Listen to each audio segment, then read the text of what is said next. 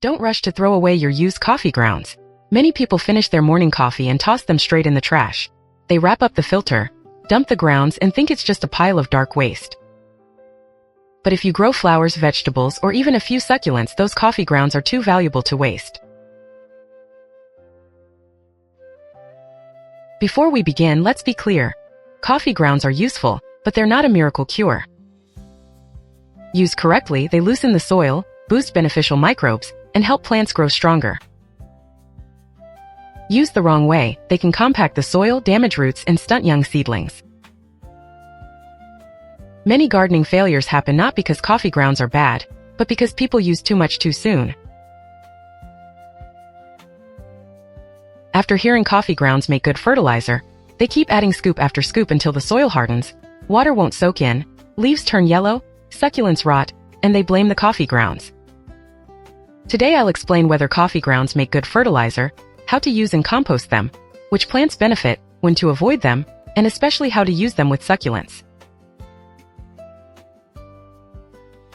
If you drink coffee regularly or can get free coffee grounds from a nearby cafe, save this video and follow these tips to avoid common mistakes. I'm Leo and welcome to Leo's Gardening Channel. Today I'll share practical methods you can actually use at home. Let's start with the first question. Are coffee grounds really a fertilizer? Yes, but they're not the kind that works overnight. Brewed coffee grounds still contain some nitrogen, along with small amounts of phosphorus, potassium, magnesium, calcium, and trace minerals. Nitrogen is essential for leaf growth, making it important for leafy vegetables, houseplants, and flowering plants. Unlike chemical fertilizers, the nutrients in coffee grounds aren't available for plants to absorb right away.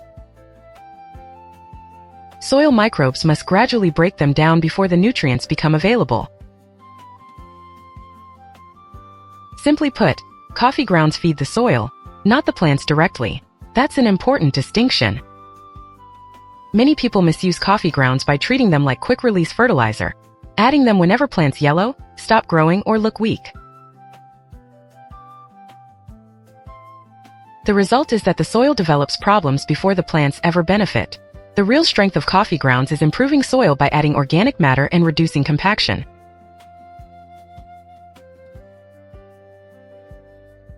As microbes break them down, they create substances that bind soil particles into stable aggregates, improving aeration, moisture distribution, and root health. Think of it like this.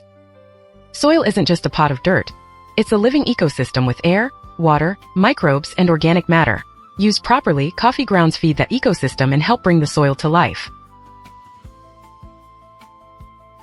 Second, many people think coffee grounds are highly acidic and perfect for acid-loving plants like blueberries, azaleas, and hydrangeas. Be careful with that assumption. Fresh, unused coffee grounds are more acidic and contain more caffeine, so they shouldn't be added directly to flower pots. But after brewing, most of the acidity ends up in your coffee, leaving the used grounds close to neutral or only slightly acidic. So don't expect coffee grounds to turn alkaline soil acidic. Acid-loving plants like blueberries, azaleas, and gardenias still need proper soil testing and the right acidic growing medium.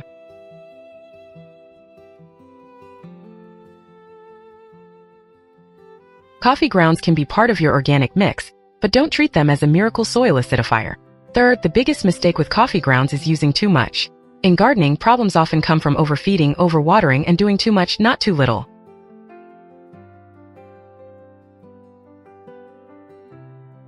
Coffee grounds are very fine. Spread them too thickly over the soil, and once they dry, they form a hard crust like dried mud.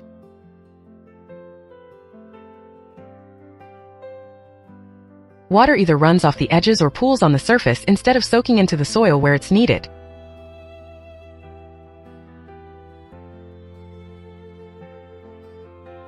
Even worse, a thick layer of damp coffee grounds keeps the soil surface wet, especially indoors where airflow and sunlight are limited. With less air around the roots, more moisture, and active microbes, root problems can develop easily. Root rot usually doesn't happen overnight. It often starts because the soil doesn't breathe. Succulents are especially vulnerable, so never blanket the soil with coffee grounds. Succulents don't mind a little hunger. They hate damp, stuffy soil with poor airflow. Covering them with coffee grounds won't help and may cause them to rot within days. If you're finding this video helpful, please give it a like. It helps more gardening enthusiasts discover these practical tips. Now let's cover the safest way to use coffee grounds. First, dry them before storing. Fresh grounds are hot and still full of moisture. Don't seal them in a container or leave them in a damp pile. Instead, spread them in a thin layer on an old plate, tray, or newspaper and let them dry on a balcony, windowsill, or in the garage, or any well-ventilated spot such as the kitchen. Spread them in a thin layer. Don't pile them up. In dry weather, most of the moisture will evaporate within a day or two. Once the grounds are no longer clumped or sticky and don't smell sour, store them in a small container. In hot, humid climates like Taiwan, Hong Kong, or the southern US, good ventilation is especially important. A little white mold on damp coffee grounds isn't necessarily a problem if they're headed for the compost pile, but indoors, bad odors and fungus gnats can quickly become a nuisance. My advice is simple. Don't stockpile small daily amounts of coffee grounds. Most houseplants don't need much, and larger amounts are best added to a compost bin instead of sitting in your kitchen. Second, the best way to use coffee grounds is in compost. They count as a nitrogen-rich green material, but compost also needs carbon-rich brown materials. Mix coffee grounds with dry leaves, shredded cardboard, dried grass, or sawdust. A simple ratio for home composting is 3 parts dry leaves, 1 part fresh grass clippings, and 1 part coffee grounds. No grass clippings? Use vegetable scraps, fruit peels, or small amounts of fresh prunings. No dry leaves? Shredded plain cardboard, egg cartons, dried grass, coconut coir, or dead roots from old potting soil all work well. The key is balancing wet with dry and fine with coarse materials. Don't let coffee grounds dominate the compost.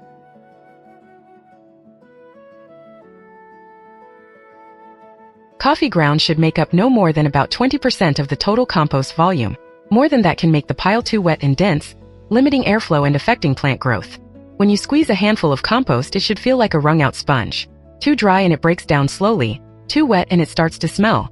Turn the pile weekly, and after 3 to 6 months, it should be dark, smell like forest soil, and have no noticeable coffee or sour odor.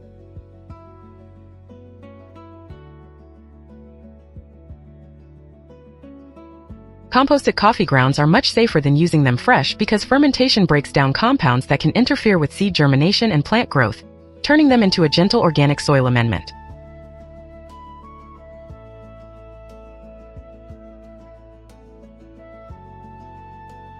Third, if you don't have room to compost, you can use coffee grounds directly, but only in small amounts. Spread them thinly, scatter them well, and keep them away from young seedlings. For garden plants like roses, hydrangeas, tomatoes, peppers, herbs, or established vegetables, lightly sprinkle dried coffee grounds over the soil, then gently mix them into the top layer with a hand trowel. Never pile coffee grounds around the base of a plant or against the stem. Spread only a very thin layer, enough that you can still see both the soil and the grounds.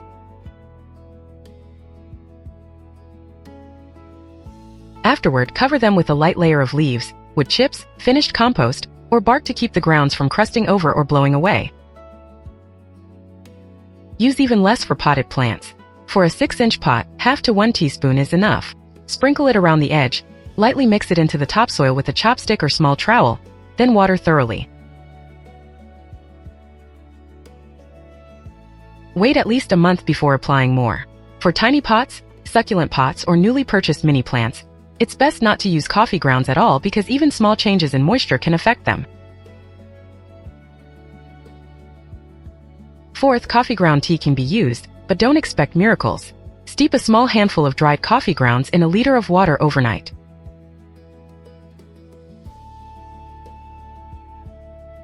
The next day, use only the clear liquid on top to water hardy plants like pothose, spider plants, roses, or mint. Once a month is plenty.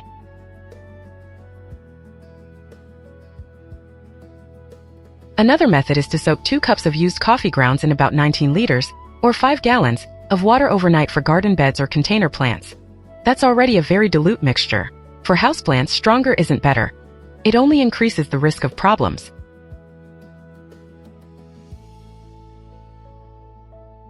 The worst thing you can do is pour leftover coffee, or coffee with milk, sugar, or creamer, into your flower pots. Sugar attracts pests, dairy turns sour, and the additives do your soil no favors.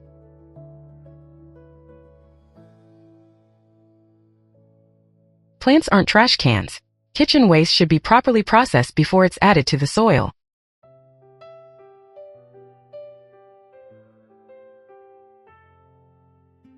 Fifth, which plants benefit from coffee grounds? Fast-growing, heavy-feeding plants that thrive in organic-rich soil are the best candidates.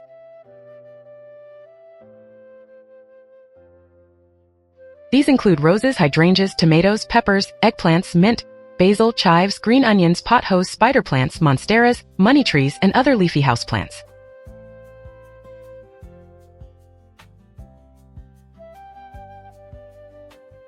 As long as the soil is healthy, you can use small amounts of finished compost made with coffee grounds or well-composted coffee grounds themselves. The key is that they must be fully composted, used sparingly, and added only to healthy soil.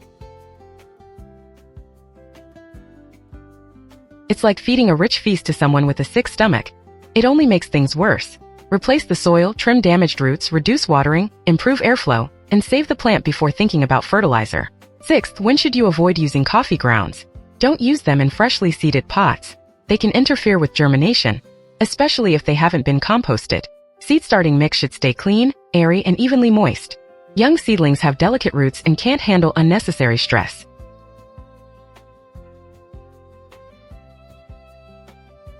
Fresh cuttings also shouldn't receive coffee grounds, whether they're rose cuttings, pothose cuttings, succulent leaf cuttings, or cacti that are just beginning to root.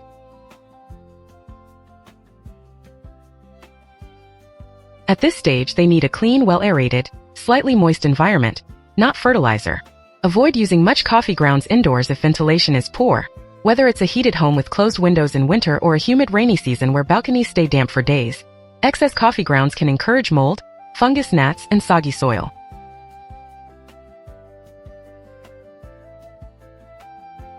If your potting mix is already rich in nutrients or contains slow-release fertilizer, adding coffee grounds may do more harm than good.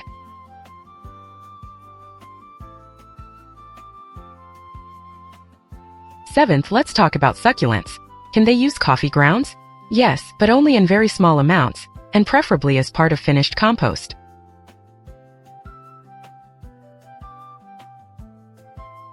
Succulent roots hate staying wet. They prefer a soak and dry cycle.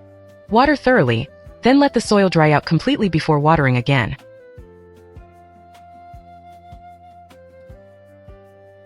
Indoor succulents are especially vulnerable because lower light, poor airflow, and slow-drying soil increase the risk of root rot if there's too much organic matter. For succulents, drainage and aeration matter far more than fertilizer. A reliable mix is 1 part organic material to 2 parts mineral material.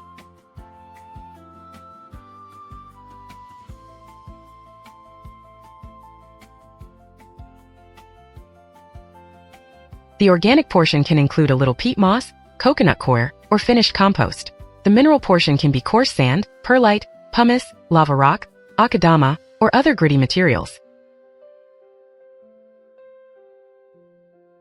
If you add compost made with coffee grounds, it should make up only a tiny part of the organic material. When repotting succulents, mix in only a small pinch, just enough that you can't really see the dark particles. Never add, spread, or cover the soil with coffee grounds. If your succulent is healthy with firm leaves and good color, it doesn't need them.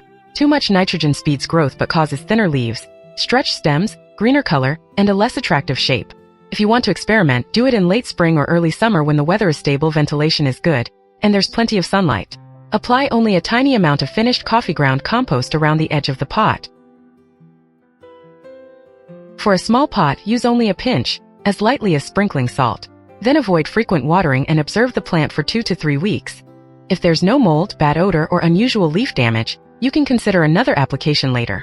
Don't use coffee grounds on succulents during winter. Growth slows in winter, many varieties become semi-dormant, the soil stays wet longer, and the roots absorb nutrients more slowly, making the risks greater than the benefits. Be cautious during hot, humid summers as well, especially with delicate varieties. Also, never let coffee grounds collect in the center of rosette-shaped succulents, where trapped moisture can cause rot and spoil their appearance.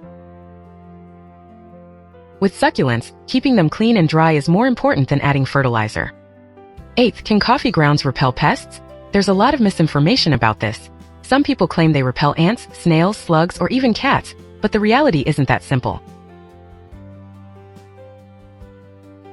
The smell may discourage some animals, and studies suggest caffeine solutions can affect certain slugs and snails, but scattering coffee grounds won't magically eliminate pests.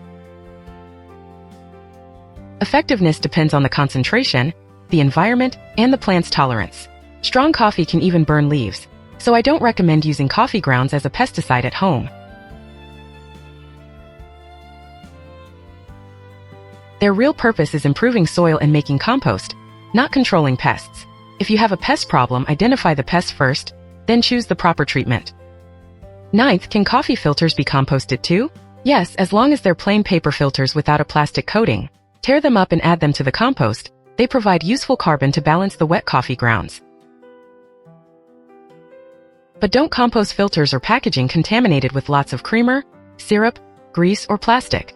Good compost isn't about throwing everything in. Dry leaves, vegetable scraps, fruit peels, coffee grounds, eggshells, and small amounts of plain cardboard are all good compost ingredients. Avoid adding meat, fish, oil, dairy, or heavily seasoned cooked food to a home compost bin, especially if you're composting on an apartment balcony. Otherwise, odors and pests will find you first.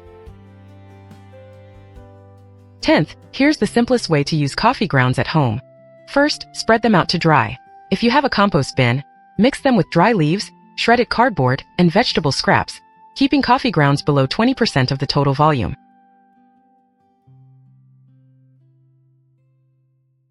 Turn the compost once a week and keep it moist but not dripping wet.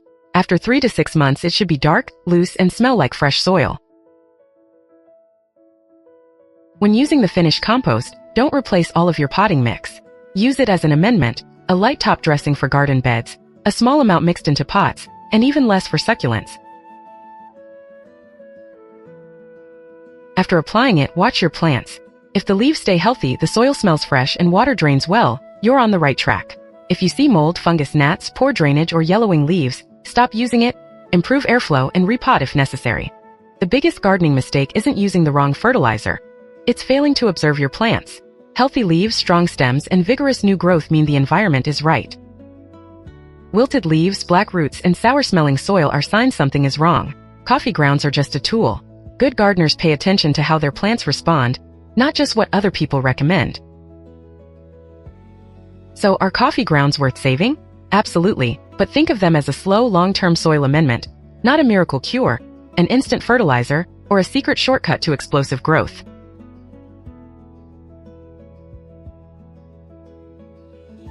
They're simply a small bit of everyday kitchen waste that, with drying, composting, fermentation, and time, can become valuable organic matter for your soil.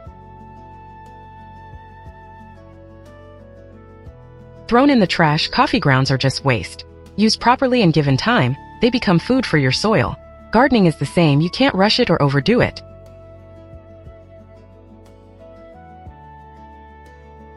If you grow roses, hydrangeas, tomatoes, peppers, pothos, or spider plants, try adding small amounts of finished coffee ground compost to improve the soil, but always start with less.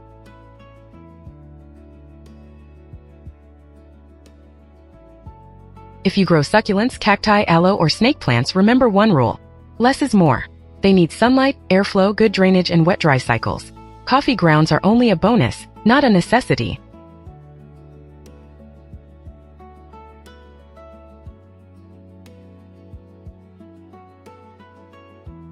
If you've just sown seeds, started cuttings, repotted a plant, or your soil is already damp and poorly aerated, wait until the plant recovers and the roots are established before trying coffee grounds. Here's a simple rule to remember: dry coffee grounds first. Composting is the safest option. If using them directly, use only a little. Keep them away from seedlings.